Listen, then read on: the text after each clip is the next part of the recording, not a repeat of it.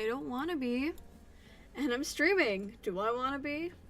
Not quite, but I do want to play Limbus Company. So, yeah. Depression. And so you might notice, I am also dying in the throat. And that's also because I woke up late. Woohoo. I'm also depressed. But that's not news. Yeah, I got nothing to start this off with. I don't have lunacy. I also don't have manager Don Quixote. I also don't have shards. Wait, can I even shard her now? No. It's tomorrow. Oh wait. That's in like some time. Nice. Anyways. Good morning. Not the start I was thinking of, but the start we're getting anyways. I should, I don't know. I'm EP, guys. I'm tired. I'm not even EP. I'm full on just tired. I want to go to bed. But I also want to play Limbus Company. And now we're playing Limbus Company on youtube.com. I forgot to make a thumbnail because I was reading Final Fantasy 15 book. Because contrary to popular belief, I do read. Isn't that crazy? Oh my god, no way. Yeah. I really do have nothing else to start with. Anyways, okay. Hi, YouTube audience. This is kind of whack because the usual people are not here. So my usual greetings just kind of fall off, right? Let's see. For the people who aren't kept up with, we did Time Killing Time. We finished it on Twitch. Oh my gosh, Almanor is here and Neko. You guys are here. That's what matters. For the people who aren't kept up, we did Time Killing Time on Twitch. We haven't touched the mini episode, and we need to do Murder on the Warp Express. And then, finally, I can catch up with everyone else. And we can finish Kanto 7, which, I honest to God doubt we won't even get to today because I have to hard stop at like 11:30. And that's on Having a Life. Anyways, okay. First of all, we do our morning stretches because I'm an old man. Like you know how back in the I don't even know what's like on TV these days. But you know how back in the day if you watched like Disney Channel or like Nickelodeon live shows, like live action shows or like movies, or if you tried to watch like any like Asian American like focused movie back in the day, it would be like, here's an old man and now he's doing Tai Chi in the park at 5 a.m. Imagine that, but that's me. I'm that old man doing Tai Chi in the park at 5 a.m. Except not quite, because 1, I don't wake up at 5 a.m. 2, I'm not an old man physically. 3, I'm not even Chinese. I'm Filipino. But like the spirit is there. Aren't you 21? Yeah, I'm 21, but I'm also severely depressed. It's fine. Same thing. Trust. Okay, guys. Hands in the air. I can't actually put my hands in the air because of my blanket fort. This is so sad. And then outwards. And then I got nothing. This kind of falls flat because I'm a VTuber model, huh? Anyways, mini episode 2, a familiar siren. We let the post-exam depression setting in. Oh my god! I don't know how many people on YouTube chat know this. I think if you aren't caught up with me on Twitter, formerly known as still Twitter, because I am dead naming it constantly. For the people who don't know, I had a 92 in a class, right? It was American literature. I had a 92 in the class. I ended a collaboration stream a little bit early so I could work on the exam, only to find out that the exam was due 11:59 a.m. and not 11:59 p.m. And so my 92 dropped to a 64, and now I'm retaking the class. And for a little while, I genuinely was spiraling over it. But I'm okay now. But like, if you guys ever become professors and you want to make an early deadline, don't make it 11:59 a.m. Like, don't make it 11:59 a.m. Make it like 10 a.m. or something. It's not, yeah, it's like, it's not necessarily an AM PM problem. Bro, like, intentionally did that because he was like, I need to be able to grade all of them before we need to get grades in. And I was like, oh, you know what, that's fair. And I did have a week to work on it. The thing is, I write fast. I read fast and I write fast. I can write 500 words, like 500 to 600 words, like an hour, which means I could have gotten the exam done in like 2 or 3 hours. If this happened to me, I'd go insane. I was going insane. I was like sitting there in my bedroom, like genuinely thinking about ending it all. I'm glad my country uses 24-hour clock. You should be. 'Cause man. But now I'm retaking the class, and I don't know, I guess I'm like slightly richer in contemporary American literature. Yay! Speaking of contemporary American literature, did you guys know that Don Quixote, Canto 7, might have a little bit of inspiration from Octavia E. Butler and someone else, I forgot, but like, I don't know, there's a lot of speculative fiction about vampires specifically. But anyways, Google Classroom and Microsoft Teams, that's awful. Anyways, right, I think we could conclude our consultation session here. Heathcliff therapy. I've been holding regular consultations with the sinners for a while now. Dante, are you qualified to do this? Is this Dante's office? Dante's office is kind of swank. My session with Heathcliff ended earlier than I expected. So, what are you writing in that notebook? Elvis. I thought writing them down could come in handy later. I'm sorry if anyone's British here. I'm gonna butcher your accent. I'm gonna butcher everyone's voices and accents on the assumption I do their accents, which I won't. I only do Heathcliff's accent. In case I have to remember something. Heathcliff's been holding that notebook in his hands ever since the session started. It didn't seem like he was making a full record of our entire conversation. It was more like he was writing things down if they seemed worthy of remembering.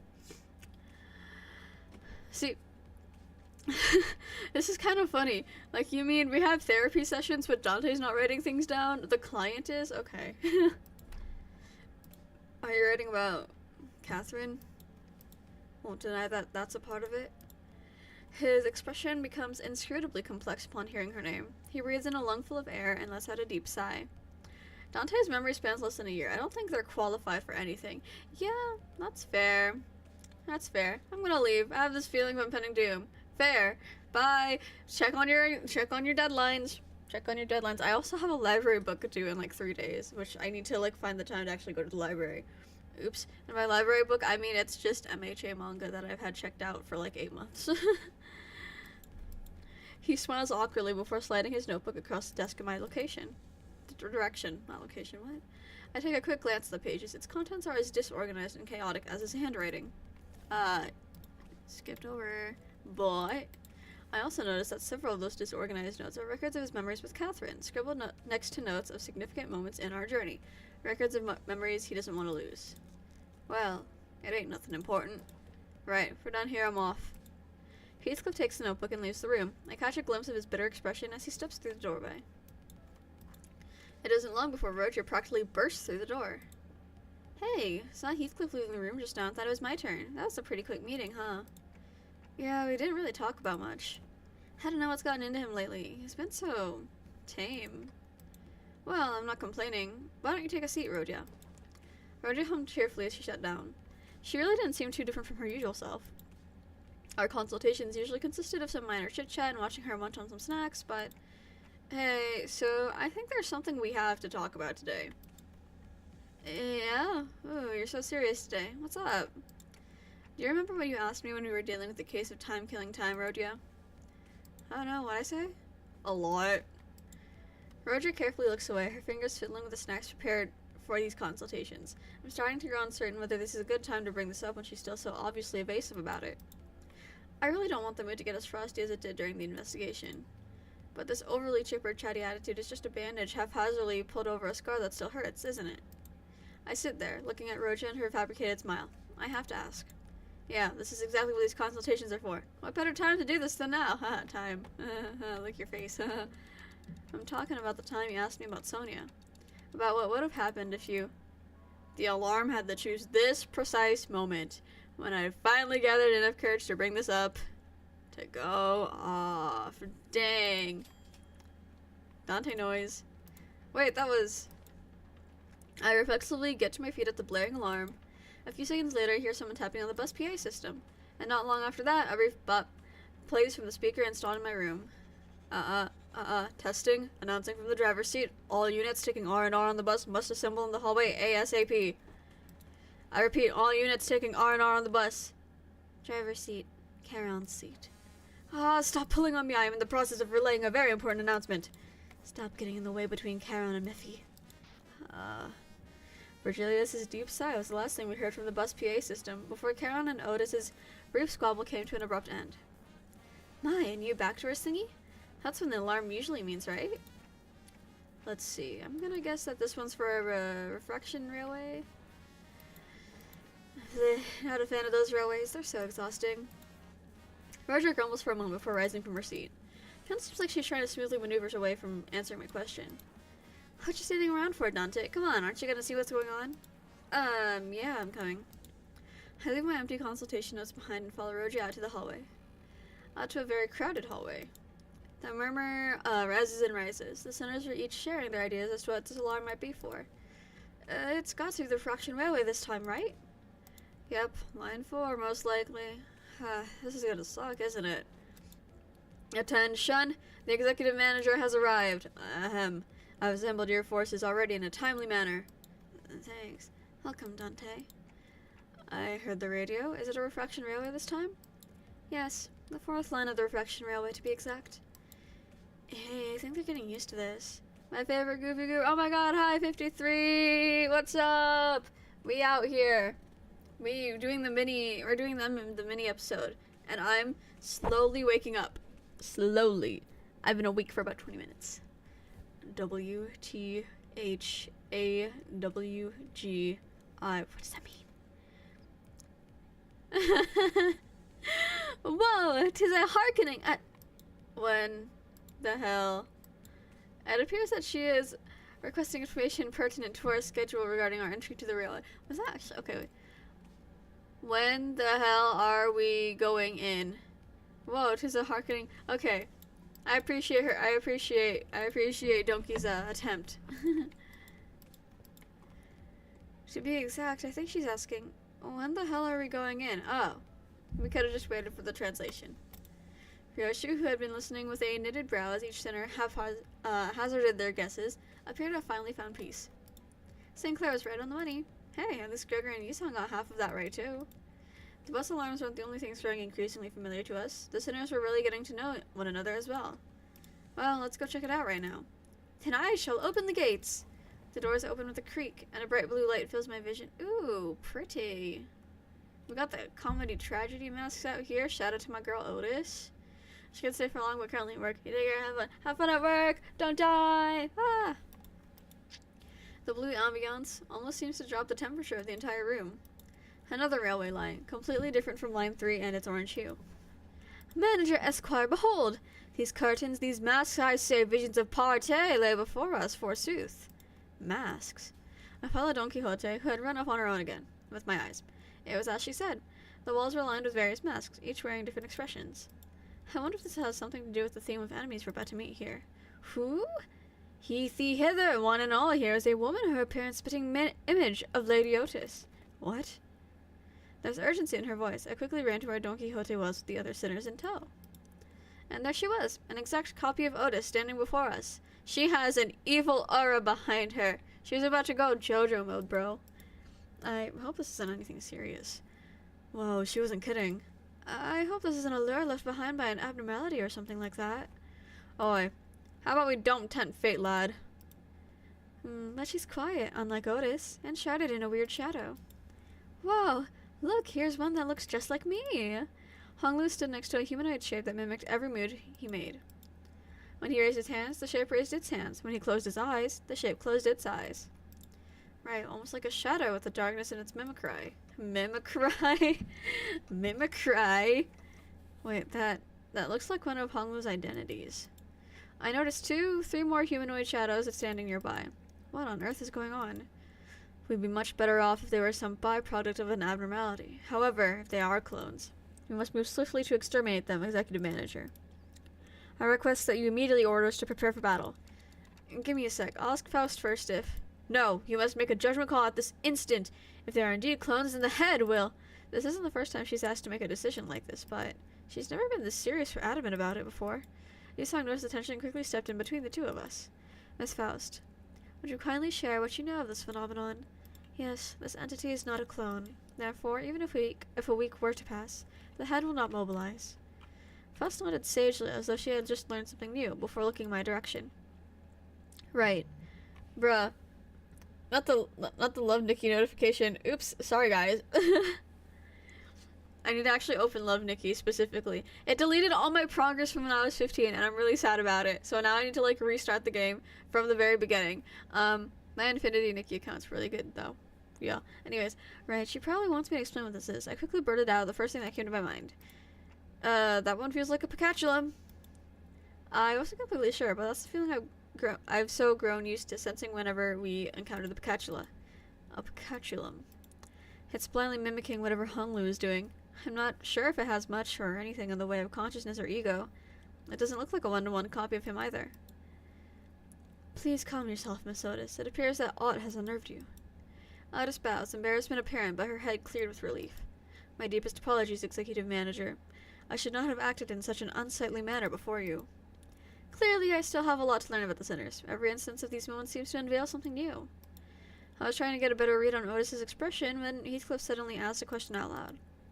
I thought them picatula are supposed to look like monsters, innit? Distortions in the picatula must not be judged on a reference based on common sense, such as their physical appearance. But do you think we can handle them? Oh yeah, if they're gonna swarm us like they did at the manor, or if they manage to somehow copy Virgilius, that's gonna be a problem. Might be ahead of a hint to Otis's background. I was thinking that too. Because she's the only one who... Then again, she does seem the only one to freak out at these things, but at the same time, bringing up the head like that is like, okay, Otis. And I feel like the use of the word mimicry may or may not have, like, intention to it. Anyways, recall the railways of refraction we have suffered ere this one's arrival. It shall not present before us a foe we cannot defeat, yet the process shall be as grueling as it always has been, I suspect. There is one organization in the city who is very familiar with clones. Oh, shoot, really? I forgot. Faust is aware that this entity is a picatulum of envy. Picatulum invidii, sorry. Considering the strengths of the picatula we have faced thus far, it is unlikely that we will encounter enemies too far beyond our ability to defeat. Alright, Arcor.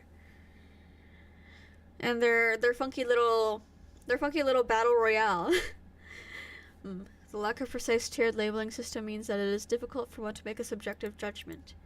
Speaking of which, what's the ETA on the new risk levels and classifications for the picatulan distortions? The LCD has informed us that they have made significant progress regarding that project. It is likely that further details will be shared once they become more concrete. Huh, that's good to know. Oops, looks like the picatula are running away all of a sudden. As we stood there talking to one another, a picatulum that resembles Honglu suddenly shoved him to the side and began sprinting elsewhere. What the hell, mate? Don't just sit there and gawk at him while they're all legging it. Heathcliff also sprinted after the figure, but he soon came to a sudden stop before starting to slowly back away. Oh, blimey. A subway train slides into the platform with a loud horn. Past the windows I see a subway car filled to the brim with purple shadows. Shadows in the shape of the Sinners. That's a lot of them. I think I recognize like 3 shadows that look just like me. That ridiculous sight was enough to stop us all dead in our tracks, allowing the picatulum to board that subway car. And the door shut behind them. I sense odds in the way of disquietude from this refraction railway. I mean, the smoke wars had hardcore involved. Notice the smoke war veterans. That might have something to do with it. Maybe. Perchance. I was gonna say, let's see. Greg didn't seem too worried about it, but then again, he works for a completely different organization, and he has a different, he has a different, attitude towards these things anyway, so even if he did notice anything, he probably wouldn't have, said anything. Excuse me. Fellas, there's another one coming this way. As soon as the subway train carrying the Picatula leaves the station, a new one begins to roll in. To my relief, this one doesn't look like it's packed to the brim with shadow people. But what is that? There are curtains and masks? I don't remember seeing anything like that on the last railways we challenged. How uninspired. Hey, I didn't notice it early because of all that mess with clones and everything, but doesn't that train look much more elaborate than what we've seen before? Right, it's adorned with all kinds of decorations. Just as the sinners were gawking at the ostentatiousness that was this train, something burst forth from the train corridor. Ha! Whoa! Did that thing just roll out a carpet for us? It's like something's inviting us in there. I ill like such manner of invitation. I agree with you, Song. This isn't an invitation I'm happy to jump at, but I'm sure we'll face even worse things in our journey. I'll take every chance we get to strengthen the sinners. Let's go. I took my first steps onto the carpet and boarded the subway train. No way, subway. I'm eating chocolate because I'm sleepy. Yeah. This means we can start on that train. Oh my gosh. First class. This is a funky background theme. You guys hear this? That's real funky. Whoa. First class.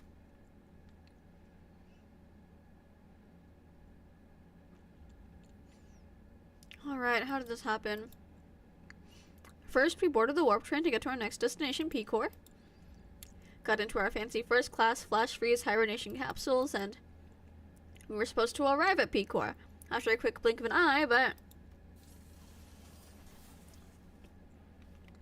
Oh man. Dante, please respond. The first thing I saw when a vision returned was the perplexed look on Faust, who had entered hibernation at the same time as I did. Then I realized that we woke up mid-transit on the warp train. Oh, bollocks. Which could only mean that we're now stranded in some lost, unknown dimension. Oh man. Have you done the refraction railway? I have not. I think I tried once, and then I was like, I need to actually plan for this. And then I left. And I haven't looked at it since. Dante, I understand your considerable degree of disorientation, but... What the hell happened? First things first. Let's rewind. Bro really went, so you're probably wondering how I got here. Thanks, Dante. Let's rewind and return to the very start of this highly unfavorable situation we find ourselves in. A few days ago, our next destination is to a warp train, Dante. What? Yep, that's where it all started. There I was, still perplexed by the incidents at T-Core with my awful idea of clearing the air by asking radios for our next destination. Not knowing the storm that my innocent question would bring. Verily, I must have misheard. I'm quite certain you didn't, Quixote. We are now en route to the T-Core warp train station. The warp train station must have some conundrum that must be resolved there, indeed. A quest that must be swiftly addressed at the station, yes? Did distortion pop up at one of the warp platforms or something? I see that you are now significantly less disinclined to take on some side jobs, but no. We are boarding the warp train to get to P-Core. End of story. There's nothing between the lines, so don't try reading into it. It is only natural that the sinners immediately fell into a state of collective dumbfounded shock. None of the sinners have any history of working at W Core, but we're actually taking that train. Through what vague information we could gather from the identities, we all had some fragmentary knowledge about the terrible secrets of the warp train's operations. I'm chewing, sorry. The chocolate has stuff on it. Ahem. I initially considered hiding this information from the rest of the sinners, but since sharing things with everyone and letting them get their 2 cents in usually ended up being pretty helpful, I've been sharing more of these as of late. I'm also joking. Wow. Though I have very dim, if present at all, recollections from the time during which I wear the identities. It can be determined from the conversational records between the manager and the identities. The mechanisms behind the warp train's operation can be deemed as somewhat bizarre and inefficient. Oh, yeah. It's that 10-second trip that actually takes a long, long time, right? And when the train reaches the destination, they just wipe the passengers' memories. I also heard that the passengers get so tired and weary that they start literally ripping and tearing into one another. Sounds like I might finally have a chance to see a masterpiece with my own eyes. Even when the sinners read the identities through my identity cards, the identities' memories or beliefs don't bleed into them once it's over and done with, so I can call them cards. Heh heh. I remember when Faust explained that due to the risk associated with embracing such influences, there was a filtering process to intentionally block them out from reaching the sinners. That's why the sinners could use the identities of some of our worst enemies without getting infected by their philosophies and whatnot. Ah. Sorry, let me reread that. Oh, okay. Okay. You don't even have a W Core ID, Sinclair. What are you doing? Yeah, what is he doing? He's just here. He's just like, oh no, we're gonna start ripping and tearing into one another. But then, okay, Sinclair, whatever you say. Hold on. Okay, I also heard. So, maybe he's just hearing it from someone who actually does have an identity. I'd assume probably Don Quixote, right? If anyone. But it also meant that they couldn't retain any new information that each identity had to offer. That's why I keep a record of some things that sound particularly important and sometimes share it with the rest of the sinners. My voice doesn't really carry well past the window, so most of our communications are one-sided. But I had an abundance of W Core identities, so it wasn't difficult to piece together the truth behind the trains. But, maybe ignorance really is bliss. Your alarm response and possible incompliance have already been accounted for. Lady Faust, then thou hast known all this all along. Wherefore hast thou not deigned to tell me of this? Donkey's W Core ID is among her most traumatized. It looks quite traumatized. Faust has indeed known this all along, as no knowledge is out of Faust's reach. As expected, a solution to your dilemma has already been prepared. I seriously doubt your solution involves not getting on the train, so what is it? The bus. Oh, what about this bus? There's no way this thing fits inside a train car. Charon vetoes too. No one to feed Mephi when Charon's gone. Miss Faust. The rearmost tail cars of warp trains are all freight cars. That is where Mephistopheles would be safely fastened and transported. It can fit a whole ass bus? Okay. And the LCB will have the benefit of boarding as first-class passengers. The bus begins to swell with noise again, though in a slightly different air to the alarmed response from earlier. Where are we getting the budget for this? First-class passengers? What, the seats for those pompous toffs? Even on normal trains, you've got those sots whose proudest accomplishments in life is planting their asses in first-class seats, while others are cramming themselves into freight cars because they haven't the cash for even an economy ticket. Hey, don't look at me. I've never been in one of those first-class seats before either. Heathcliff the Beef. Modern day Don Quixote where he's a weeb forever yearning for his Oshi, the VTuber Dulcinea. Stop. You know, modern day Don Quixote, he would do, Don Quixote would do the, what's it called? Those light stick dances. I forgot, there's a name for them, I forgot. And in addition to that, the bro is, putting, idol Chucky and, their food at cute restaurants and being like, yeah, me and my Oshi.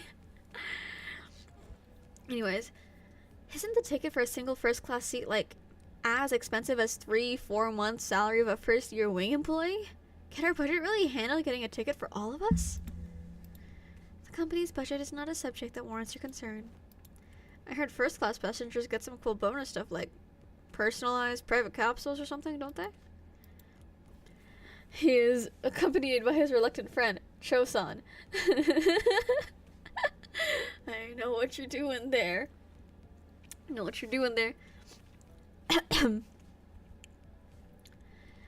That is the promotional language, yes.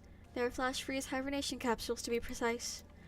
They have been designed to easily withstand the true amount of time it takes for the warp train to travel from point A to point B. The trip will be over in the blink of an eye for the passengers. The company's regard for our well-being is unfamiliar yet welcome. To be provided such extravagance merely for our comfort, such occurrence is quite seldom. Right? I honestly thought they were all going to just slip the guide and carry in the first-class seats and ship the rest of us in the economy cars. This seems like an unnecessary luxury. They should have saved their budget and given only the executive manager and their loyal advisor access to those seats. Let's not get ahead of ourselves. We're taking the train to get her to our next mission, right? Alright. We have to think about the unique nature of warp trains and prepare ourselves accordingly. Right? I know it's first class and all, but warp trains are just plain creepy. I know you'd also be worried about, for example, economy passengers are going to have a hard time getting into a first class car, if they can even attempt to open it, I mean. Typo! Typo! Typo! Typo! They left out a 2! Over here! Lunacy, please! Hand it over. Please, hand it over, Project Moon. Just kidding. I'm pretty sure the door separating the cars is ironclad. Ishmael, who'd been holding that first-class promotional pamphlet in her hands for a while, was chattering on with fire in her eyes. We won't even have to lift a finger. We just have to board the train, get into our capsule, shut our eyes, and snooze through the entire ride until all that mess in the other cars blows over. I heard they used to give out commemorative merch back when their finances went in the gutter, and... Oh. A true adventure is not without its hardships. Yet, even the most exalted of heroes cannot venture without respite. And in very rare occasions, the hero may even deign to select a first-class seat to rest in place of a quaint inn. Indeed, indeed. Seems like everyone's at least somewhat interested in the fabled first-class seats of warp trains. I could sense that there was a growing consensus among the sinners that even a warp train trip might be acceptable if it meant that they could ride in the first-class seats. I will board the train if I must. Is first-class seating mandatory? I prefer the scenic route. Don't want to miss out on all the fun. Virgilius pretended to not hear Roche's question. Very well, then I assume that we are all in agreement. Let's go. I have a matter of great import to discuss with thee. What is it? How with it, lass? Being around the bush ain't like ya. Don Quixote carefully began, almost whispering in a low voice. That is, in the first-class seats. I have heard tell that we must board with our feet freed from our boots. Doth that claim hold water? Oh, come on now. What kind of nonsense gossip is this coming from this time? 'Tis no gossip. Forsooth, I have overheard aught from those who have walked past ere today, and... When one of them inquired, You know that you gotta go barefoot in first class, right? The other responded with, Of course, man. What am I, stupid? Doth the traveler speak true, Ishmael? Don't ask me. I've never been on one of these either. I don't remember seeing anything like that on the pamphlet. Give me a sec. I mustn't be separated from Rocinante, not even for a twinkle. I shan't toss Rocinante to the side next to such vulgarities like the ugly shoes of Sir Heathcliff. Hey, it can't be that bad. Hold on. What do Sir Heathcliff's shoes look like? Heathcliff, Limbus. Oh wait. Are they that bad? That can't be that bad. They're not even that bad. What is she on about? What is she on about? Heathcliff shoes aren't ugly.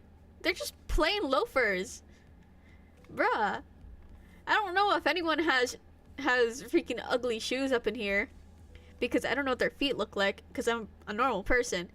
But like, looking at Heathcliff's shoes, like, bruh, that's just a normal ass guy in his company uniform. Don Quixote, silly goose. Heathcliff now holds a state, thus he is above Sir and under the rightful title of Don. Oh my gosh, Sir Heathcliff. Oh, you little. I implore thee, O illustrious red gaze, prithee, grant me thy permission and allow me to board with Rocinante. I expected Virgilius to answer with his usual exasperated rebuff. Contrary to my expectations, however, he responded in a somewhat serious tone, if tainted by that familiar annoyance. Fine. Keep your shoes on. Don Heathcliff of Wuthering Heights.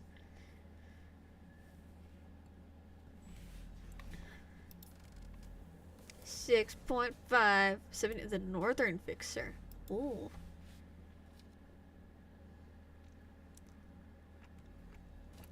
I'll wait until we actually get to a fighting sequence to continue eating my chocolate. This place is huge. This place is funky. Look how fun this looks. What the heck?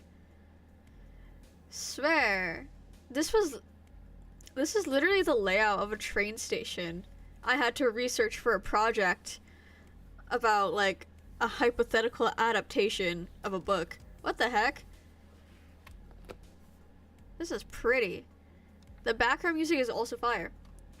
That was my first impression of the warp train station. Oh, so this is... Don Quixote shouted vibrantly, immediately recovered from her previous apprehension of the sheer possibility that she might be separated from Rocinante. So each nest has one of these massive structures in them? I've got nothing. Oi, know anything about what they're asking?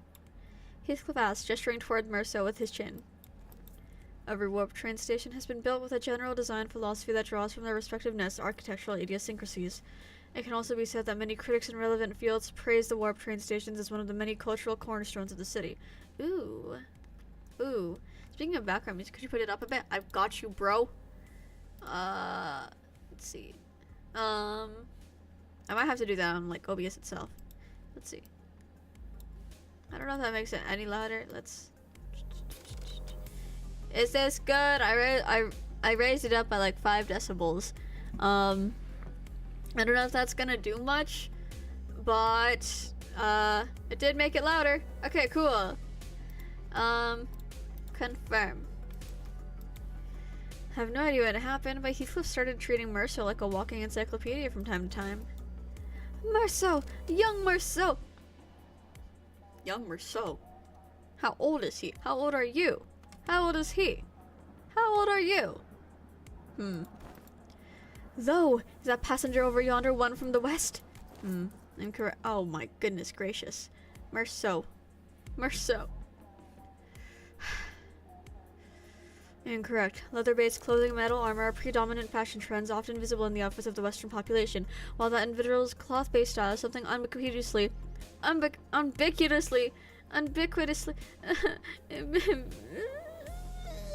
ubiquitously observed throughout the population of North and South. They are largely considered to be an Eastern fashion trend, rarely seen amongst Western.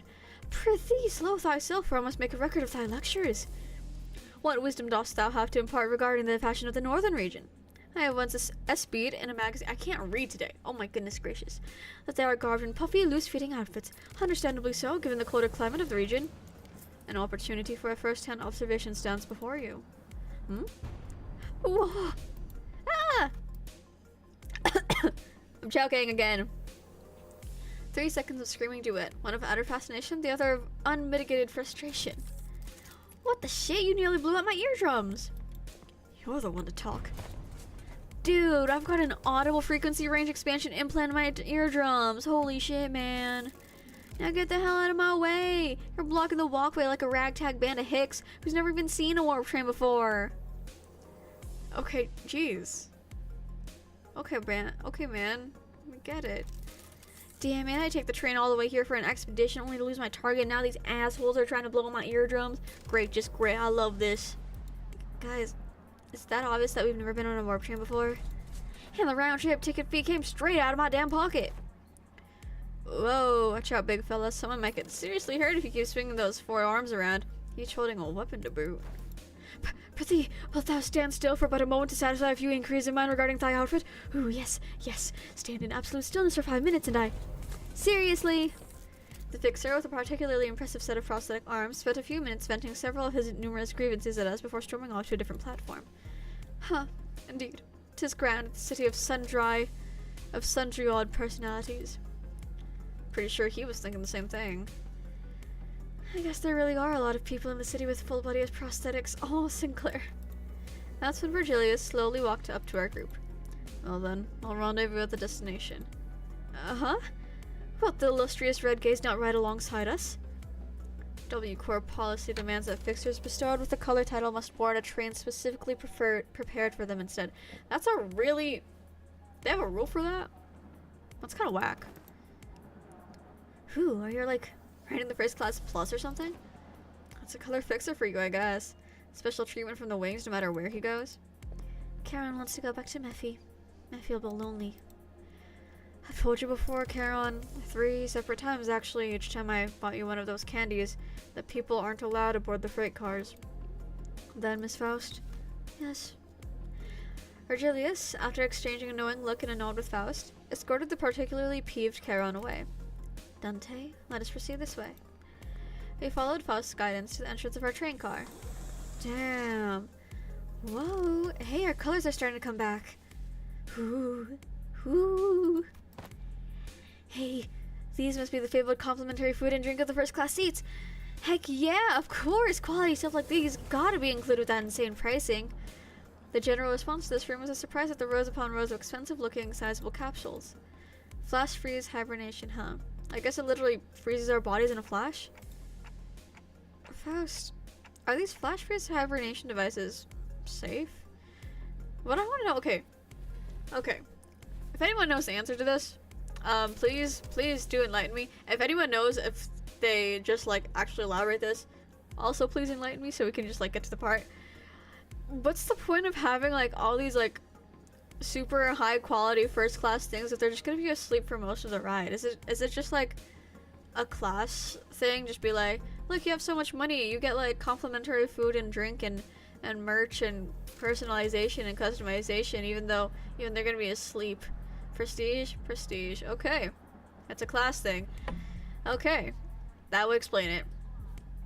Are these safe? Please elaborate on your exact definition of safe. These things are supposed to freeze as solid, right? Can we really come back from something like that? A flash freeze hibernation device will put you in a temporary state of death caused by rapid cellular cryopreservation process. However, the rapidity of the process prevents damage to your cells during the phase change. Therefore, in most normal cases, this will not cause any issues. Reminding me, did you play Ruina? I went through the cutscenes. I did not actually fully play the game myself. It's like having a big hat. You just need it when you're rich. Got you. Faust is aware that this model has fully resolved cell membrane breaching issues caused by cryogenic density change or by ice crystal growths of water molecules. She's saying funny words I don't understand. I missed about half of what she said, but your point is that it's safe, right? Yes, as far as Faust is aware. Even if an issue were to arise during the journey, because everyone will be reverted to their states at the beginning of the train trip upon arrival, there won't be any lasting complications from the said problem. You got some real talent in dragging out something so simple as, yeah, it's safe to so many words, seriously. Sinclair and Honglu aren't quite there yet, as seen by their lack of hats. Yeah, where's their funny hats? We got suspenders and long ass hair, but we don't have funny hat. How dare they? Indeed. As Faust's talents are not limited to a singular field. Okay, but that still leaves a lot to be worried about. Just as I was wondering, however, I realized that there was something odd about the way she phrased that answer. As far as Faust is aware, are you saying that it could be wrong? As a general rule, Faust does not err. However, Faust is also not a divine being.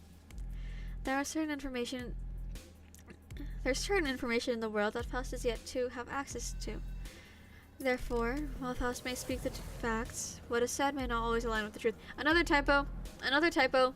It should be, there is certain information or there are certain informations. Unless I'm wrong. But either way, I want lunacy. Hand it over, Project Moon. Lunacy. Typo spotted. Okay. They don't call it first class for nothing, I guess. P-Core's way up there in the northernmost corner of the city, but this thing will take us there in the blink of an eye, huh? That's one hell of a time saver. Prepare thyself, Rosinante. Thus begins the long jaunt. Oh, I've been meaning to ask Don Quixote. Do you ever, wash those shoes? Where'd that come from, Roja? No, I mean, like, think back to when we were inside that whale. When that whale blew up, we got all kinds of its gross, slimy bits on us.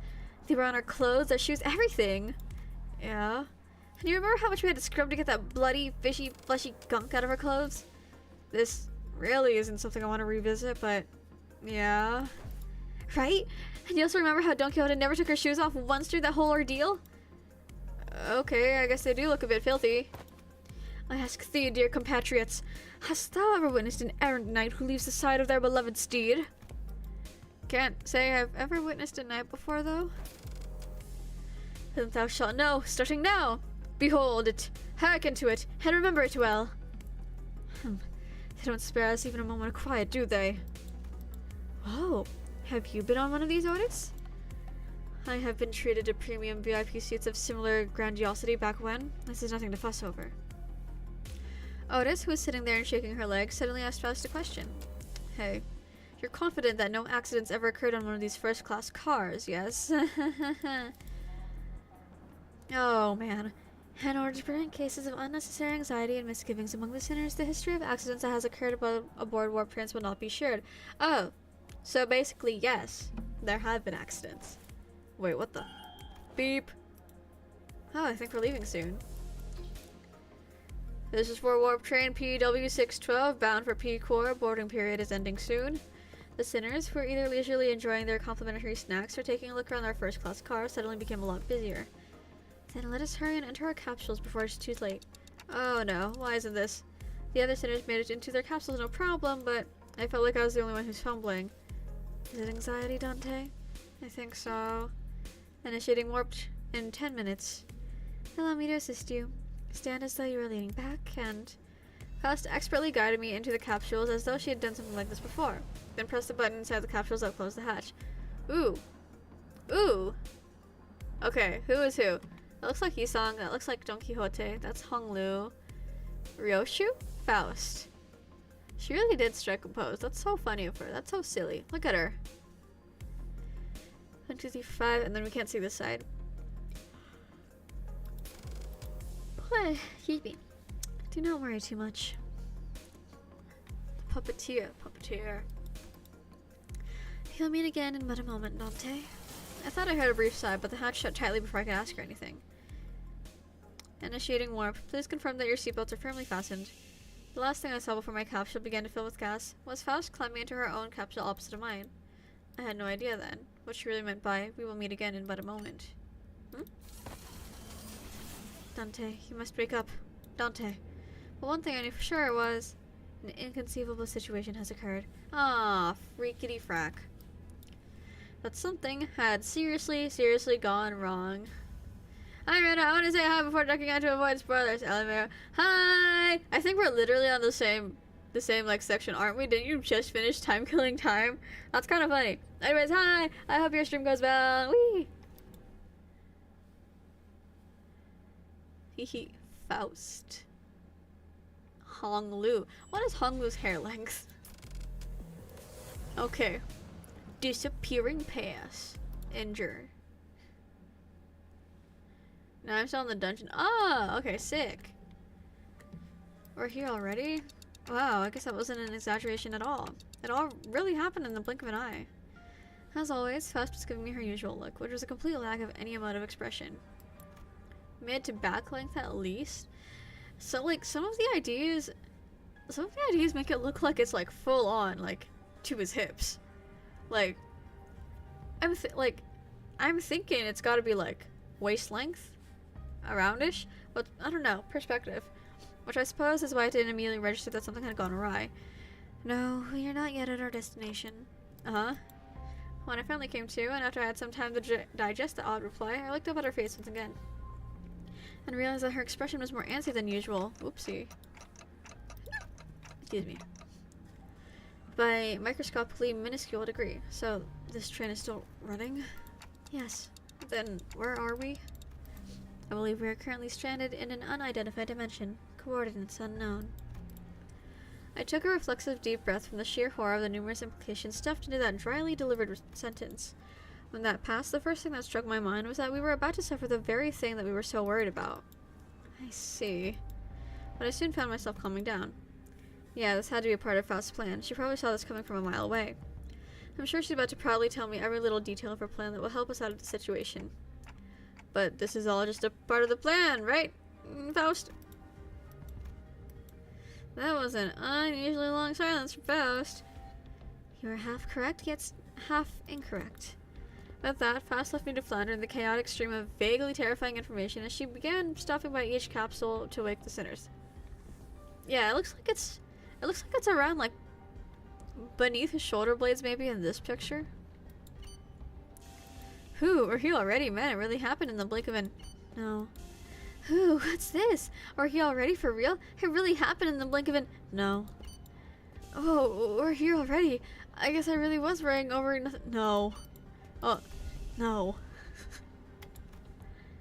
Yet I have not uttered a single word. It's a good sequence. There was a brief cheer, a little hurrah about regaining her colors, followed by a flat-toned explanation of our current predicament, which was then followed by a long, loaded silence, which was a sequence of events I had the pleasure of watching play out on about 10 consecutive occasions. Fun. Dante, I understand your confusion, however. Perhaps an elaboration of our present circumstances is necessary. And that brings us to the present. Let me get this right. This train's still running, and we're drifting through some unknown dimension? Whew. What about that striketh me as quite dramatic. Most importantly, are you saying that you already knew this would happen, Faust? Yes. What the hell is wrong with you, huh? The sinners each began to voice their anger. Of course, this wasn't the first time Faust and Virgilius intentionally and knowingly omitted certain details about events in our path. What, are you insane? It's not like we can just retreat or jump out that door when stuff hits the fan. Wow, angry Greg? That's not something you see every day. Opening the door will result in nearly immediate destruction of the physical body. But hey, Fel, at least you know what to do like you always do. You got a plan, right? Right? Faust, whom I had rarely ever seen at a loss for words, would unusually slow to respond. What's up with her? Faust looks totally out of it today. She gives me a sideways glance. There must be something she can't discuss in front of the sinners. Guys, let's pause for a bit. She said that something inconceivable's happened. The other sinner's anger was completely understandable. It also makes sense that this continued lack of communication was harming our trust in Faust. Alright, we're going to go over the situation from the start, okay? But just letting things play out might really turn everyone against Faust, and for good. Besides, I doubt Faust woke us up in the middle of the trip just to spite us. First things first, I gotta get the sinners to calm down.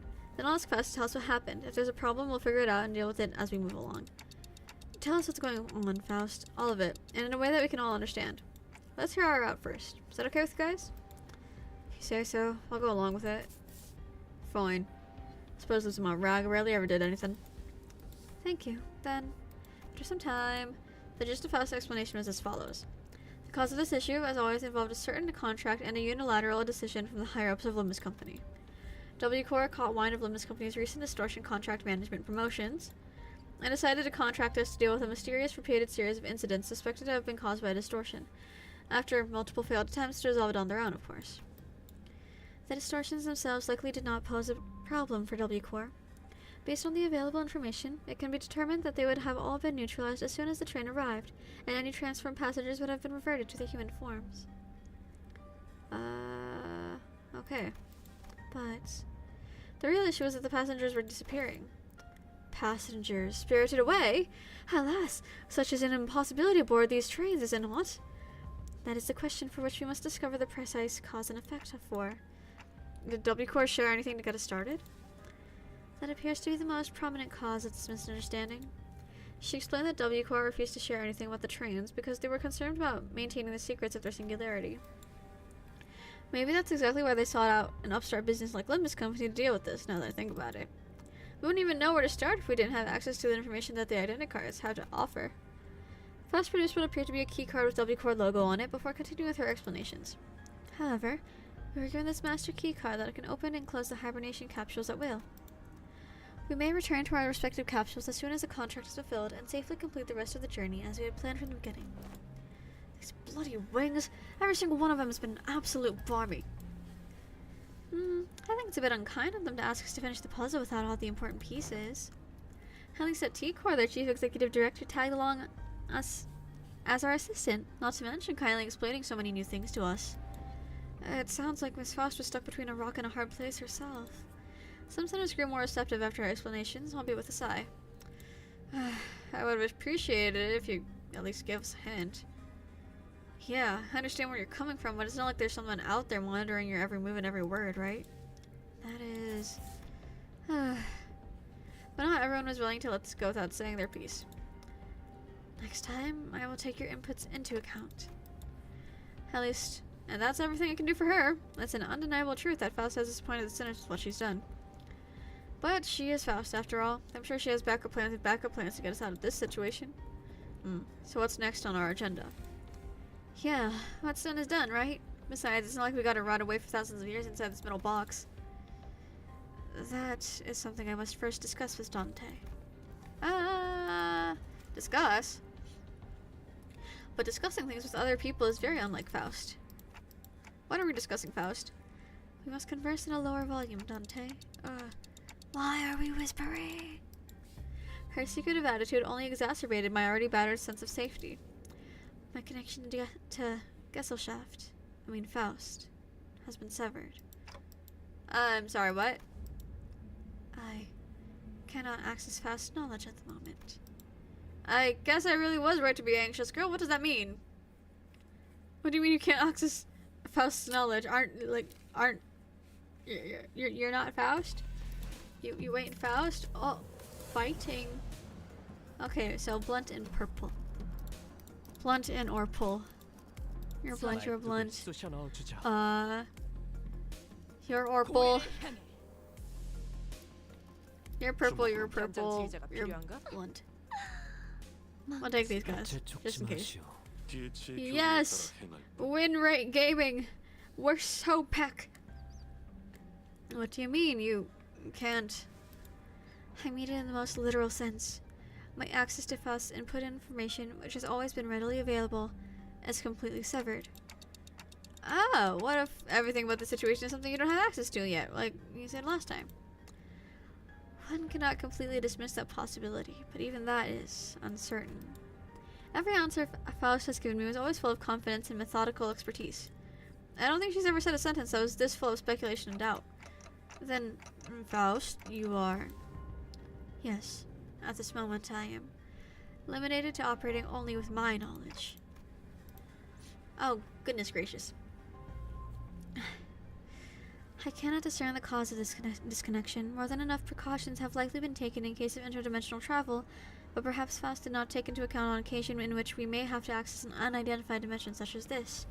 Or, even if it was taken into account, this particular dimension may not yet have been subject to cross-observation. Gesellschaft sort of translates to company in German. Oh, that would explain it. I'm drinking water now.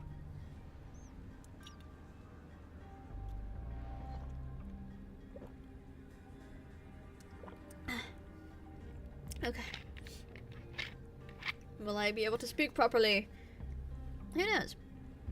It's a GmbH, the German equivalent of LLC. Whack. If that is not the case, then no, never mind. There is nothing that suggested that my connection to Faust would be lost, not even as we boarded the train. To be honest, this is a rather disagreeable situation for me. Alright, for now. Now that changes everything. I recall the last thing I saw before the hatch on the capsule closed, when Faust told me not to worry too much. Okay, this is just a minor setback. Nothing we can't beat, right? We got this. I began to mutter like I was trying to convince myself. As the manager, my job is to calm everyone down and set their sights on the future, just as Faust did for me immediately before the hatch closed. If you're right about why you were disconnected, then that problem will solve itself once we're off the train. And if we do ever run out of options, I'll just turn the clock and see what happens. Don't stress yourself too much. We still have a lot to work with. Your knowledge, my, clock, the sinners, and... I could feel my confidence taking hit with every word that came out of my metaphorical mouth, but that seemed to be enough for Faust. She nodded. Understood. And to the sinners, the fact that we are currently confined to a warp train in an operation must be a source of enough stress. I believe that sharing Faust's current state with them would add an unnecessary source of tension. What, so reckon this door ain't gonna do anything? We're all going to bite it once it opens? How many times do I have to tell you that you're not even strong enough to break this door down? A billion years in this box. Yeah, good idea. So what now? Do we have to take a searching sweep around each car or something? In the grand scheme of things, yes. Faust cleared the air with a cough before continuing. By A-Corps standard timescale, approximately 3 days have passed since our departure. As per the contract between Limbus Company and W-Corps, I acquired the master key card placed inside my capsule and adjusted the hatch settings to open automatically in 3 days. 3 days, huh? I feel like I just blinked and I guess that's hibernation for you. As we're all informed prior to boarding, there's no way for the economy class passengers to enter the first class car. That is why this place has remained untouched. However, cross-referencing my own deductions and W. Core's rather fragmentary explanations, I can assume that the situation is currently under progress in the economy class cars. The part where they thrash the shred out of one another, tearing their limbs off, all that mess? No, I doubt that. I don't think it gets that bad in just 3 days. Besides, that's supposed to be business as usual for W Corps, right? There must be something else that's out of the ordinary that they want us to deal with. Precisely. In my opinion, it is... Ooh, hold that thought for but a moment. Just as Faust was about to continue, Don Quixote raised her index finger to her lips and signaled her to be quiet. Dost thou hear aught as I do? Scratching. Nay, rapping. They're beatboxing out there? Just kidding. Forsooth, past this gate must be... As Don Quixote kept listening with her ear to the door, an odd expression of half curiosity and half horror appeared on her face. It is possible that there must be... Lady Faust? After that very distressful noise, everyone simultaneously turned their heads to look at Faust, who closed her eyes briefly in thought. Please step aside for a moment, Don Quixote. It would be best if I observed it with my own eyes. With that, she produced the master key card from her pocket and approached the panel inside next to the door. Whoa, hang on a minute. You're going to open the door? I intend to follow your usual flavor suggestion, Heathcliff. That there are times in which a physical altercation is preferable to detached ruminations. Oh, sick. Okay, so we're just gonna start wailing on them. Cool. My suggestion. Well, I ain't going to disagree with you there, but what's going into you, lass? After all, how can I deduce anything without seeing it myself? Beep. After a brief mechanical beep, Gah! Hideous creatures suddenly crashed through the open door and charged wildly in our direction. Oh, joyous. How fun. How silly.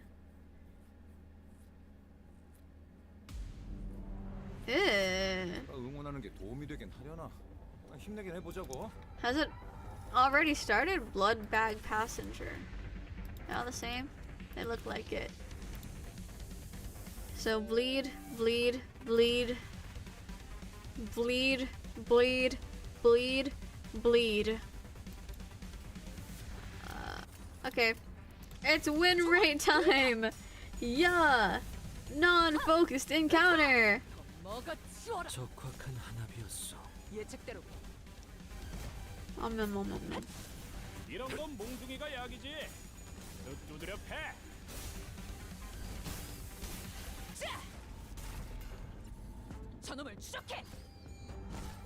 We really read out loud for an hour straight. That's kind of crazy.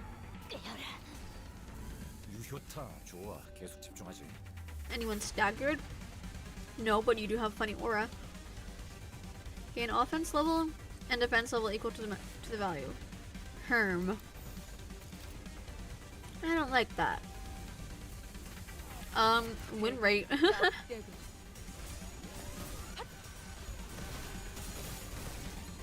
Nothing but bleed for the foreseeable future. So very true. Look at it all just build up.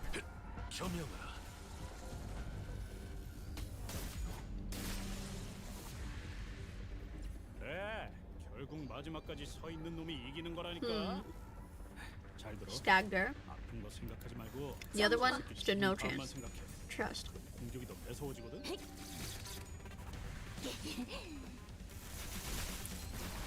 Kill him faster!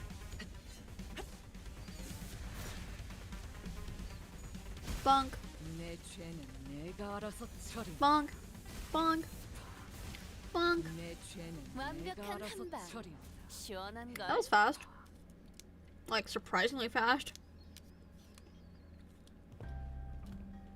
Oh, we're really in it now, huh? Lady Faust. However similar in appearance they must have been to the passengers. Verily, 'tis as though they were in complete want of sense. Like people politified by the whale. Excuse me. Don Quixote hesitated until the last second to raise her weapon against them. She hung her head mournfully. Normally, Faust would have told her more information about those monsters before the fight began, and she would not have been burdened by the sheer thought of bringing them harm to the innocent. Faust began searching the area, closely observing various bodies in the general area for information. You appear particularly inquisitive today, Miss Faust. Huh, yeah. Aren't you usually the one who has all the answers while we're racking our brains trying to come up with something? The sinners were starting to feel that there's something off about Faust's behavior. They might even soon realize that there's something wrong with Faust. Don Quixote, they are not dead. Huh? Observe closer. The parts are all tethered to one another by something, are they not? Oh! It appears that the flow of time has ceased in this space. Therefore, it follows that the connections that tether bodies to life and away from death remain intact. To my relief, Faust managed to correctly figure out what's going on like her usual self, even if it took her slightly longer than it usually does. Hey, what'd I say? We got this! What was that about? Oh, nothing. But I'd forgotten that all sinners were content with nodding along to whatever information Faust told us. The flow of time is seized aboard a warp train, is it? Yi-sung grew pensive, seeing that Faust's lips. Oh, typo, forgot the apostrophe S. Lunacy. Hand it over. There's been like a handful of like funky typo / grammatical mistakes, but that might not actually be mistakes this today. Huh. I was starting to get a good read of her expressions. That was an unmistakable look of regret, however short-lived. Howbeit, would it not be more accurate to muse that the flow of time has decelerated to the point where, to an extra-dimensional observer, it has slowed to a stop?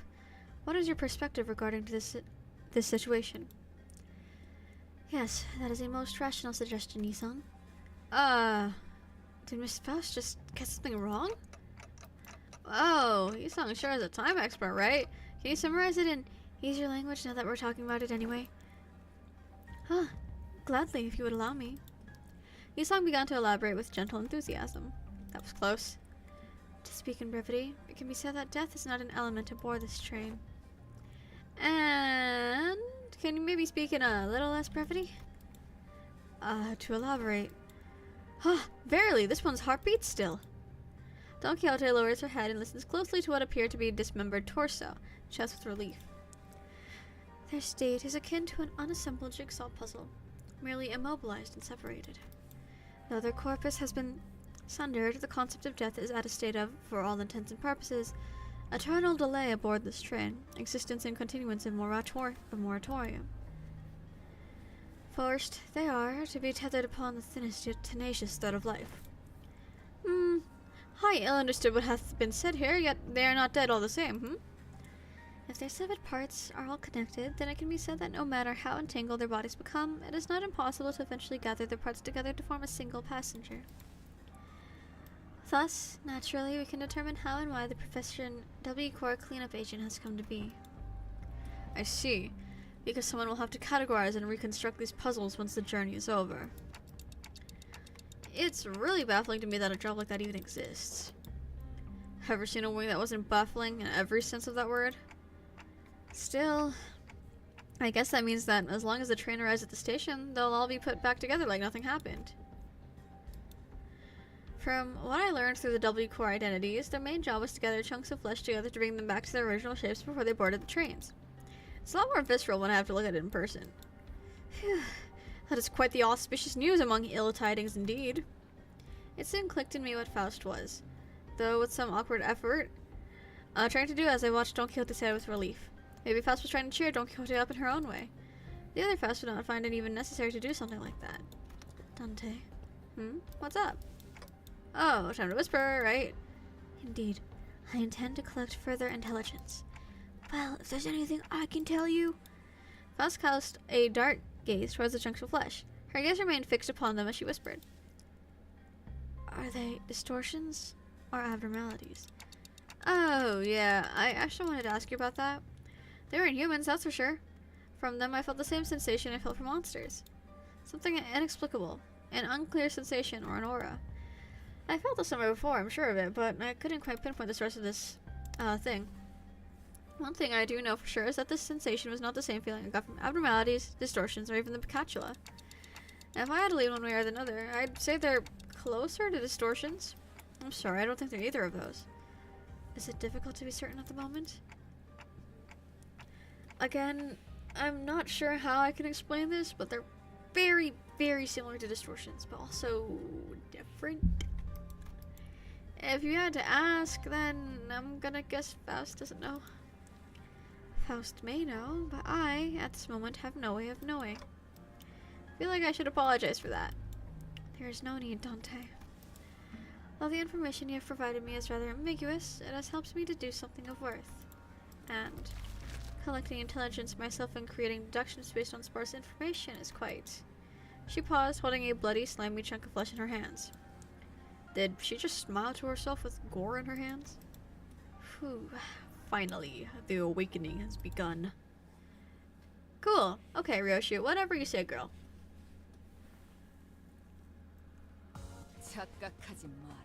Oh, I'm so sleepy, guys. Oh my gosh.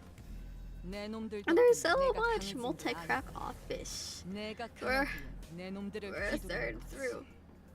6, 5, 20? Oh, what? Oh, right, because technically time was 6-5 interview. This is a lot of reading. After a round of intelligence gathering from Faust, we opened the door to the next cabin, only to be greeted by a loud commotion. It sounds like there are other survivors. Huh! Passengers in danger! Worry not, for I have arrived! Wait, this guy looks so cool! Wait, is this what's his face? The funny guy from earlier with the bro has like 4 arms. Whoa, don't come any closer. Who the hell are you guys? A 4-armed woman suddenly jumped in our path. She appeared without warning. Faust stumbled a little, inadvertently slapped by the figure's swinging arms as she pushed us away. Right, like you gave me any warning before you practically kicked that door open.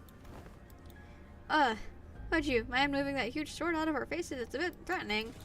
Threatening? I'm just trying to protect those civilians in this car. Also, is that a bioprosthetic? Must be an old-timer, huh? I thought those things went out of style forever ago. Oh, you want to see what this old-timer's got left in him? I want to see more Angry Greg. We've got a lot of Angry Greg this interview. Interesting. Huh. Thou art from the north, verily? Thy garb is that of northerners, no? This is the Faust ID from this interview. Oh, shoot. The one that... No, I don't see people talk about that one. Is it good at all?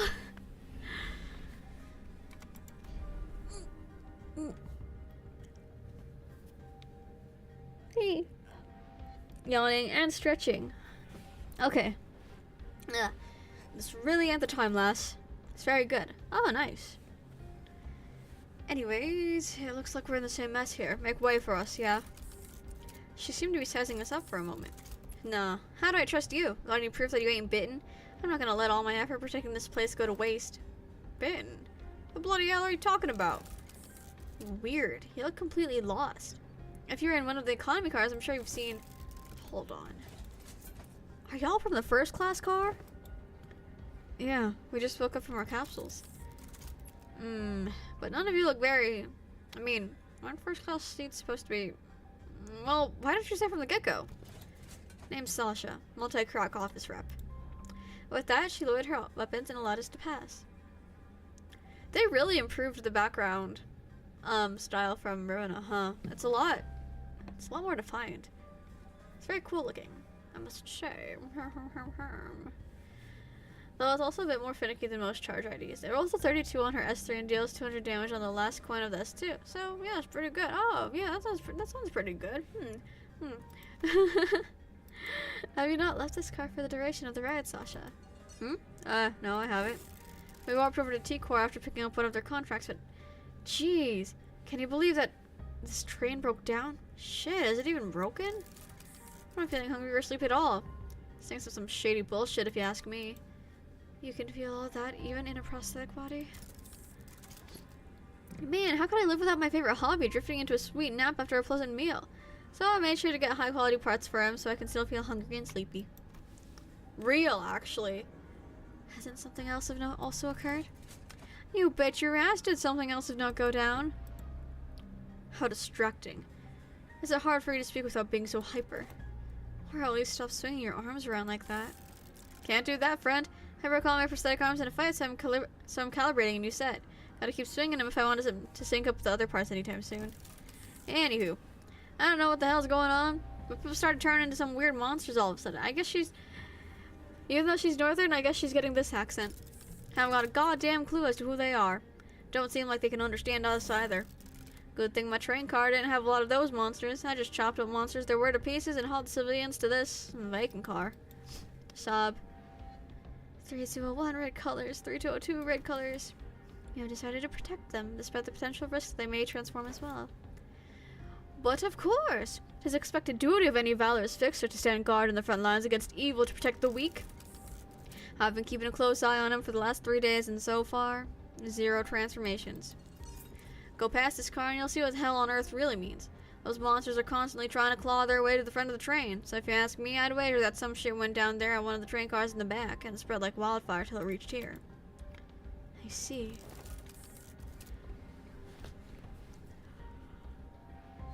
Oh my gosh, why am I so sleepy? That's all I can tell you about the situation. So, what's your story? Why'd your rich first-class folks suddenly decide to grace us peasants with your presence? Nothing that's happening here could have made it to your swanky first-class car, so what's your business down here? W Corps has hired us to solve this case. We are, fixers! Indeed, fixers. Husk nodded reluctantly as she affirmed Don Quixote's boisterous declaration. Oh. Huh. They got every single one of you a first-class ticket? Your office must be rolling in the dough. Wait a goddamn second. So W Corps already knew that this would happen? But, are you really contracted to a wing? Not sure if I'll trust you. As you must be well aware yourself, contracts and contract fulfillment are of paramount importance for fixers. With that in mind, please recall that W Corps is one of the most secretive wings of the city.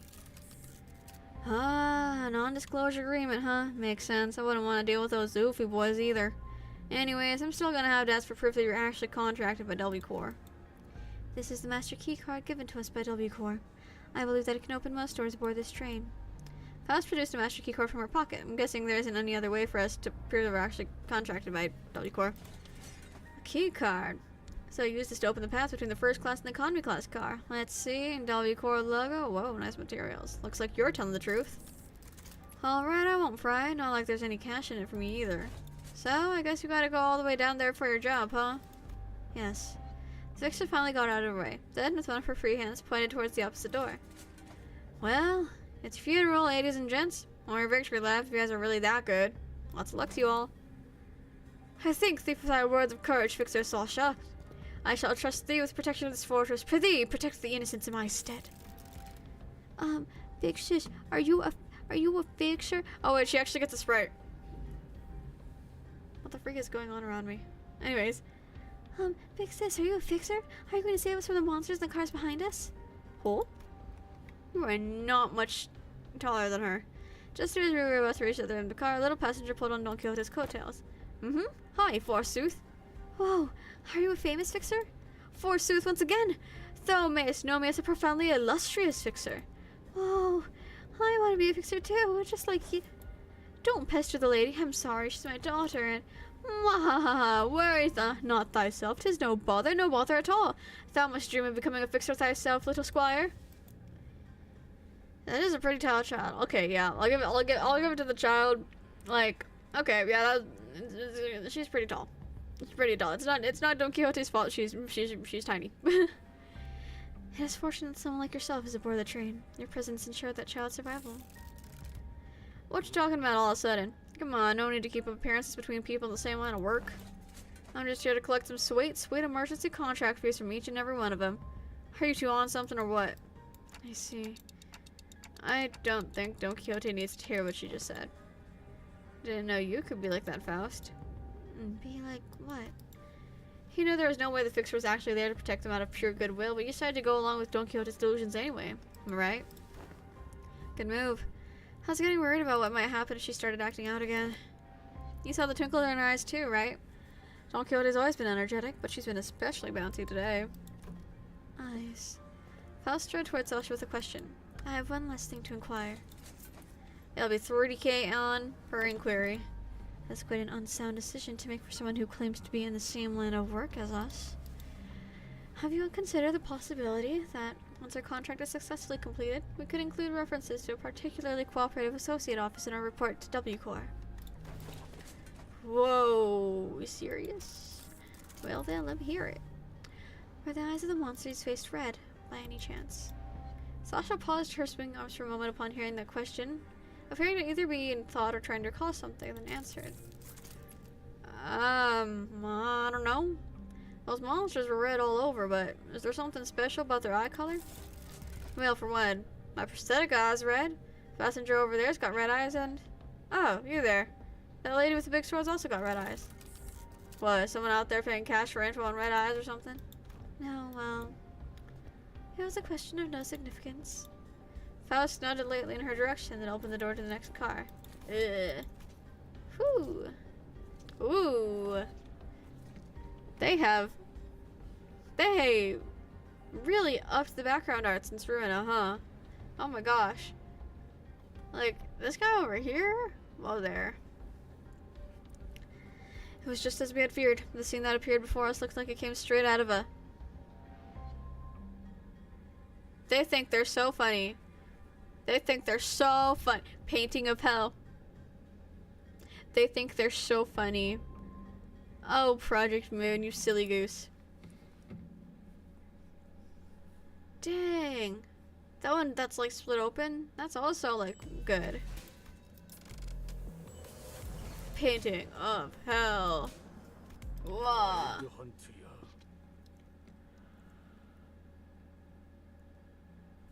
I've yawned like 20 times. Okay.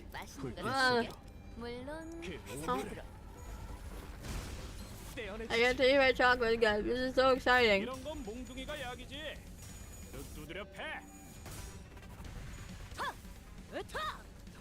Oh, you're really not saving for all PP, are you? I wanted manager Don Quixote and I didn't get her. I guess that's just how it be. That's just how it be.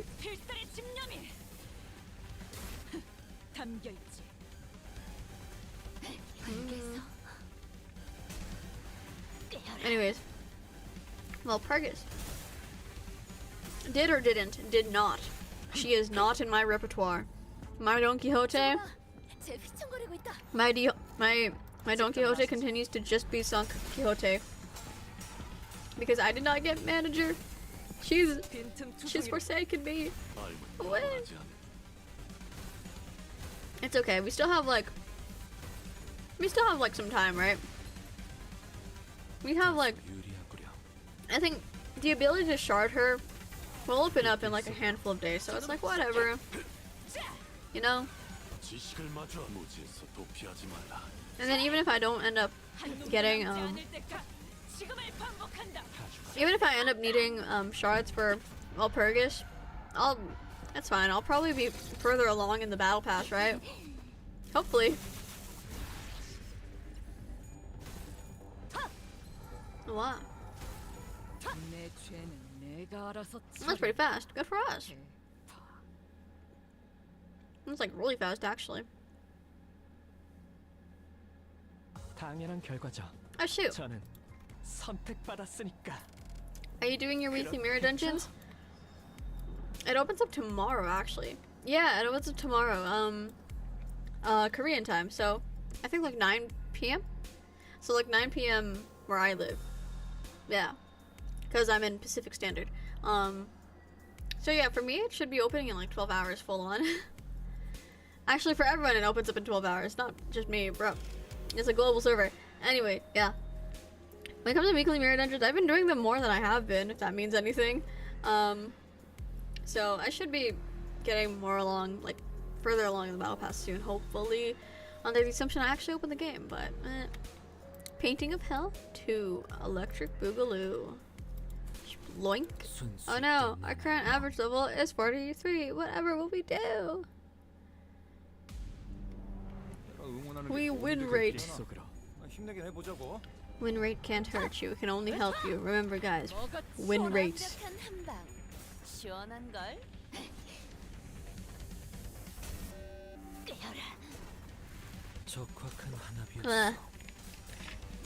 Water's so good. Water's so good when you are massively sleep deprived.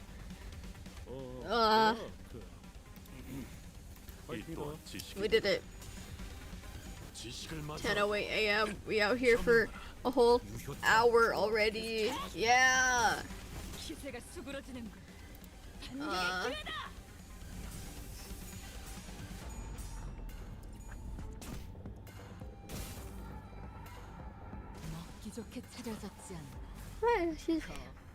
That's just gonna be like happening.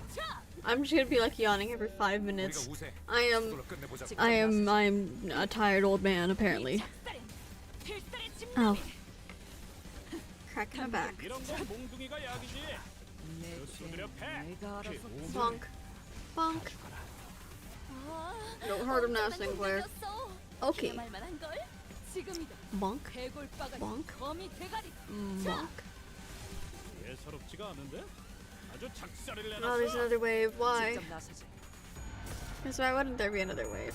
Haha, funny. Please don't land heads, bro. Bonk. Bonk. Bonk. Man, it's always during these unfocused encounters, I really don't know what to be like talking about.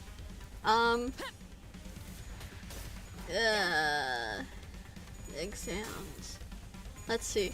Thankfully, I think my GPA still will be like a 3, like above 3, if not like right exactly at 3, which is such a relief actually. Because man,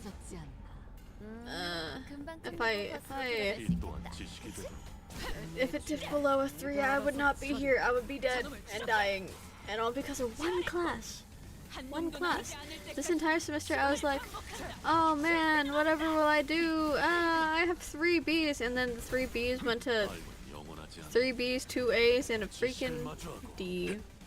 Shout out to American literature class.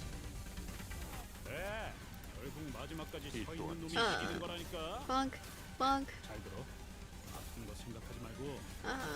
Hopefully, when I retake it, I'll still get like good scores. I don't know. I got 100 on my midterm, so in theory, I shouldn't do too badly on like everything else, right? Hopefully, maybe.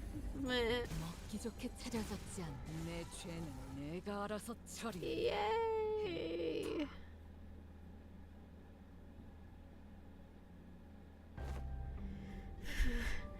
Paddling in a narrow hallway really takes a lot out of you. Is it purpler? I don't think it's purpler. Too bad.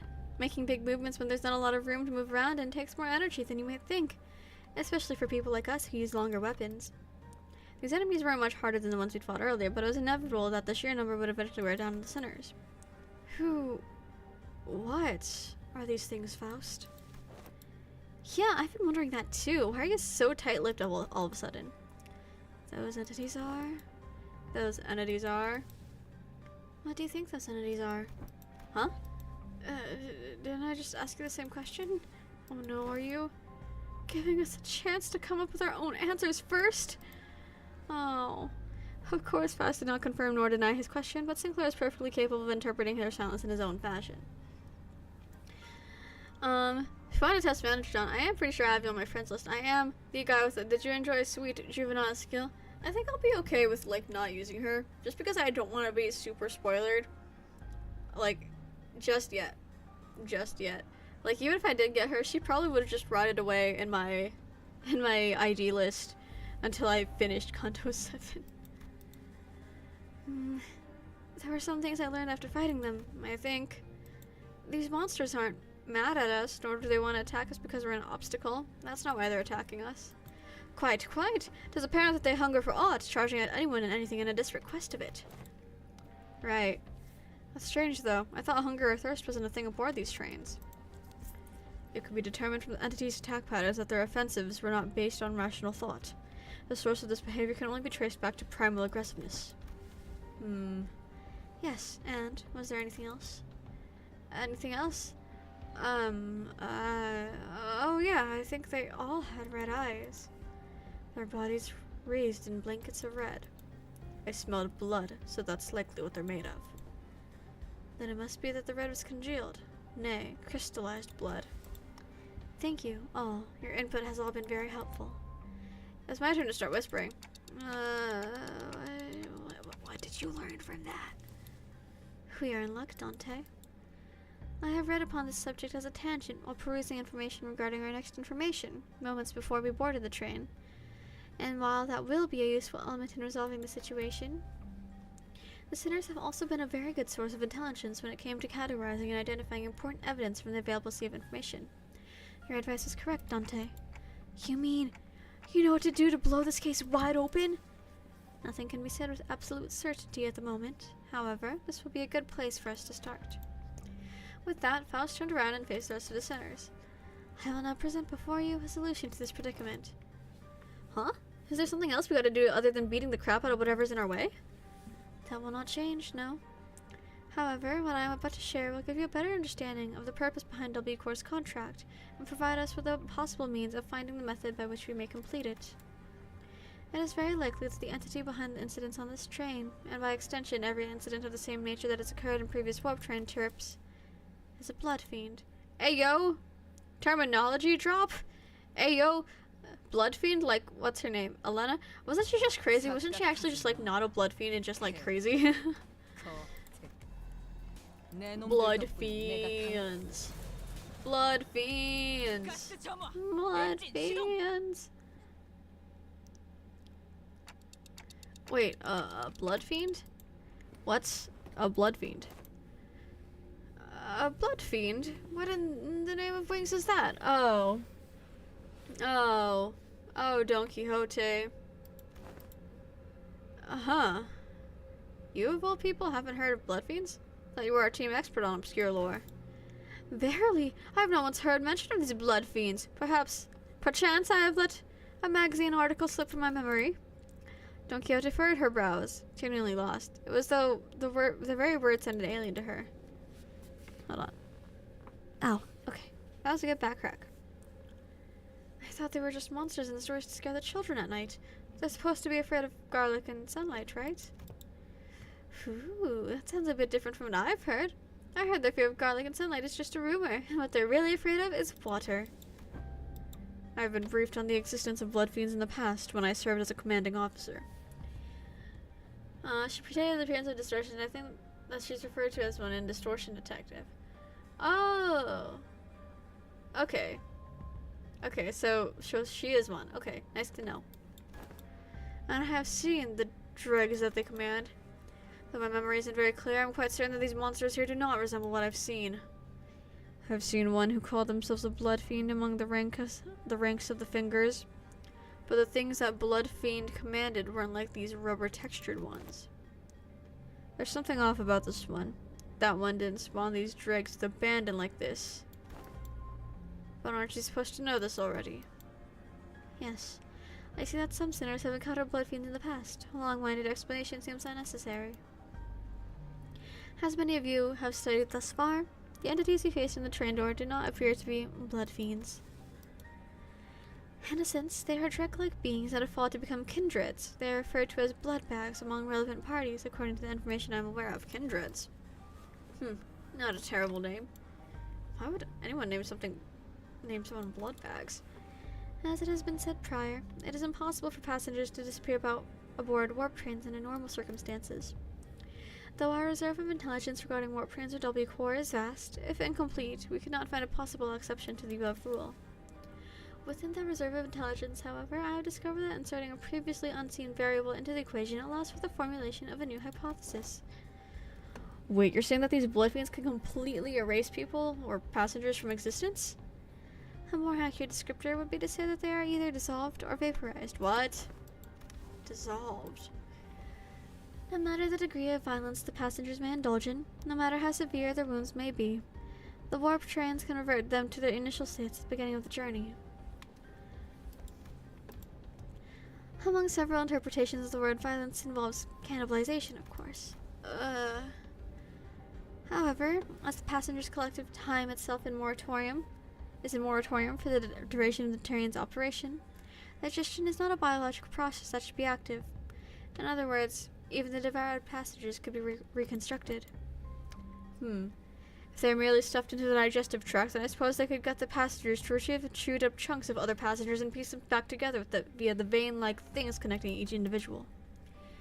However, such is not true for blood bags. Blood bags are, by their nature, obsessed with blood.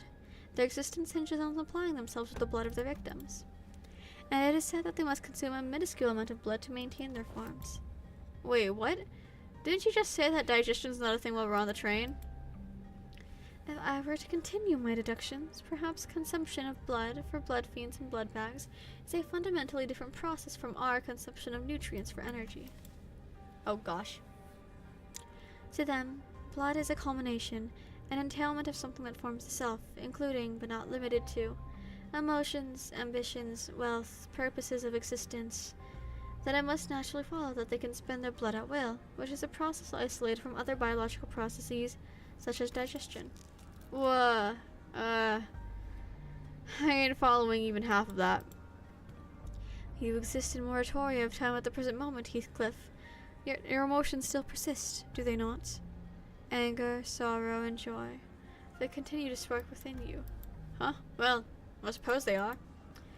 Though we cannot tell whether they may be in a state of alteration, or whether they remain ensnared in the wheel of creation and destruction, it can be said that emotions, once past, exist not in continuation.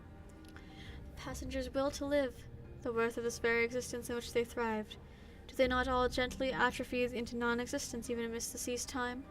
Miss Faust seeks to illustrate the similarity between how emotions are to ourselves and how blood is to blood fiends. Gotcha. So that's why she said that blood is vaporized, huh? I'm not following along with any of this. I'm so sleepy, guys. I might end up ending soon just because I'm tired.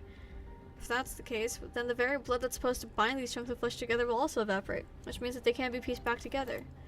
There's no incongruence in that logic. Everyone fell silent for a moment. That was way too much information to process at once. We don't even know what to make of them either. I would like to ask a few questions, if you would permit me. Yisong was the first to break the silence. Could it be said that the blood bags are direct creations of blood fiends? If such is the case, then by which method do they? That information is inaccessible at this moment. Faust replies, avoiding Yisong's gaze. There isn't anything I can do about this. The sinners will only get more stressed if they find out what's going on with Faust, and that's something we both want to avoid. Inaccessible. Ah, indeed. Now I recall what you have said in the past. This is a speculation, however. I assume that a form of direct physical contact is needed to turn an individual into a blood bag. If such were not the case, then we, who are likely the greatest obstacles to this entity's goal at the moment, might have been the first ones to be turned. Indeed. In that case, that villain of a blood fiend must be hiding out somewhere aboard this train. Indeed. If we are to believe the words of the fixer from earlier, then there is a high likelihood that the horde is advancing in this direction from the back of the train.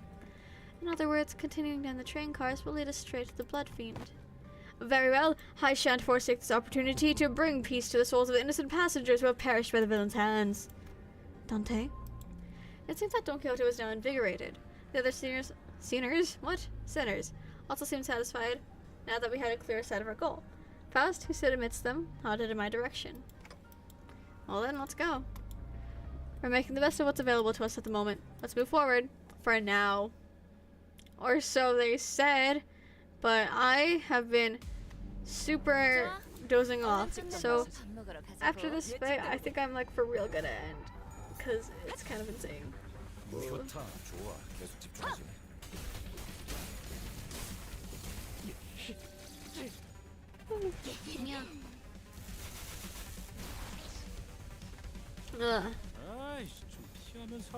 Whoa, Sinclair, how'd you do that, you silly goose?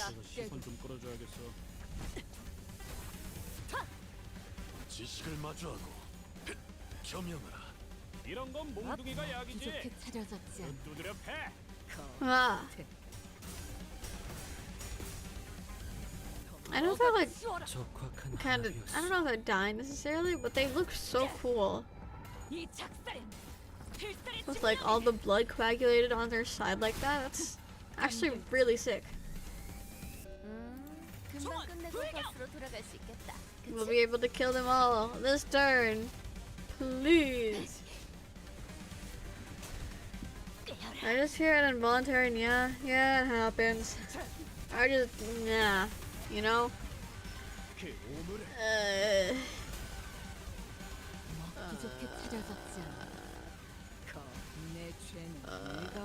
Look at them. Fighting. Staggering even. That guy had never stood a chance. Oh, he has friends. That really sucks for him.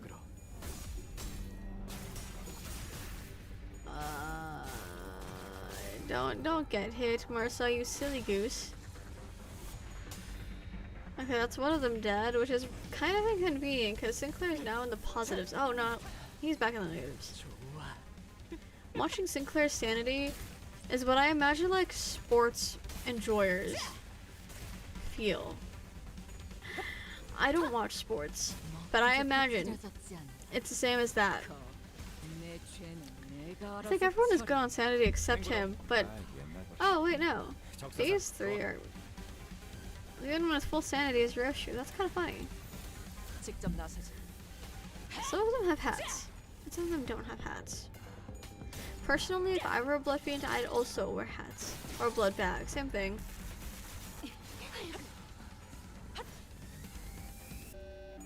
They're getting there. Eventually. Wah. Beep. Boop.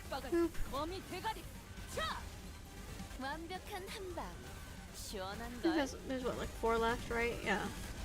Because that checks out. Ah, this one's good.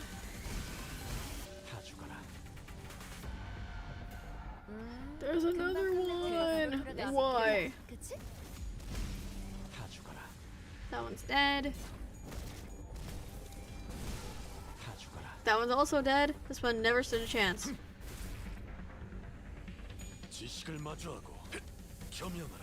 Bruh. Not the evade.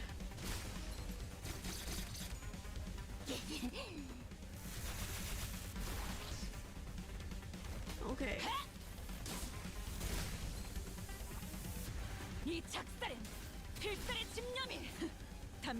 Is that all of them? That's all of them. Yay!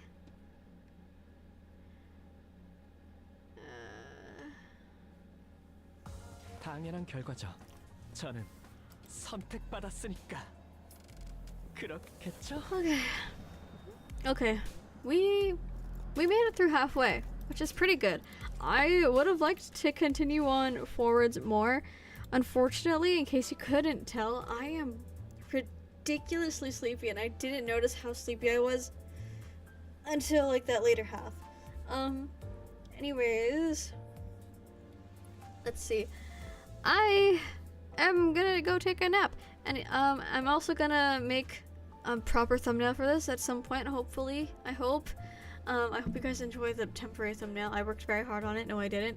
I just put sparkles over over something I drew and Comic Sans font.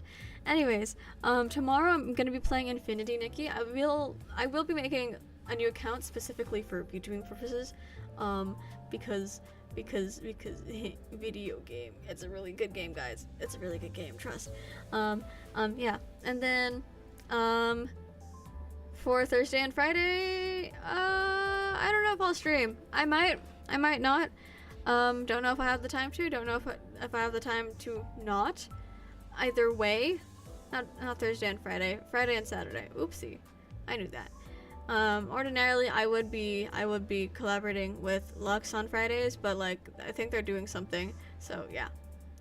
Anyways, too sleepy to sleep, too sleepy to stay awake.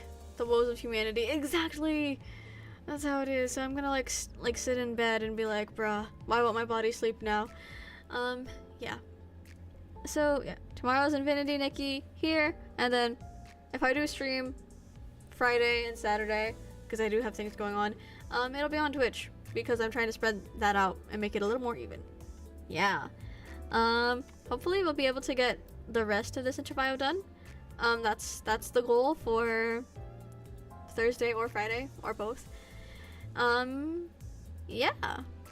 We're getting a new Christmas eagle. It's Ishmael. I didn't see what it looks like, but I did see that it was Ishmael. So that's exciting. Yep, I got nothing else really. I'm gonna end and take a nap before I do my thing at 12. Bye, guys.